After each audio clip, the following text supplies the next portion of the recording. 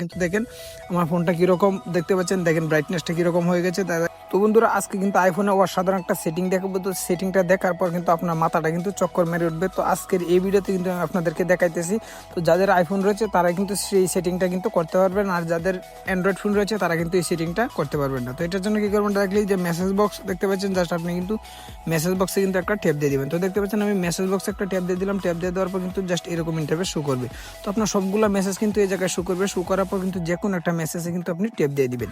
তো দেখেন আমি কিন্তু একটা মেসেজে ট্যাপ দিয়ে দিলাম। ট্যাপ দিয়ে দেওয়ার পর কিন্তু জাস্ট নিচে টেক্সট বাটন দেখতে পাচ্ছেন, জাস্ট আপনি কিন্তু টেক্সট বাটনে কিন্তু একটা ট্যাপ দিয়ে দিবেন। ট্যাপ দিয়ে দেওয়ার পর কিন্তু এই জায়গায় লিখবেন PEW, জাস্ট এটা লিখে কিন্তু মাঝখানে একটা স্পেস দিবেন। স্পেস দেওয়ার পর কিন্তু আবারও কিন্তু সেম লেখাটা লিখবেন PEW, জাস্ট এটা লেখার পর কিন্তু জাস্ট এই জায়গায় দেখতে পাচ্ছেন এই যে এরো আইকন দেখতে পাচ্ছেন, জাস্ট এর আইকনে কিন্তু আপনি মেসেজটা সেন্ড করে দিবেন। সেন্ড করার সাথে সাথে কিন্তু আপনি ম্যাজিকটা কিন্তু দেখতে পারেন। তো দেখেন সেন্ড করে দিলাম। সেন্ড করে দেওয়ার পর কিন্তু দেখেন আমার ফোনটা কীরকম দেখতে পাচ্ছেন, দেখেন ব্রাইটনেসটা কীরকম হয়ে গেছে।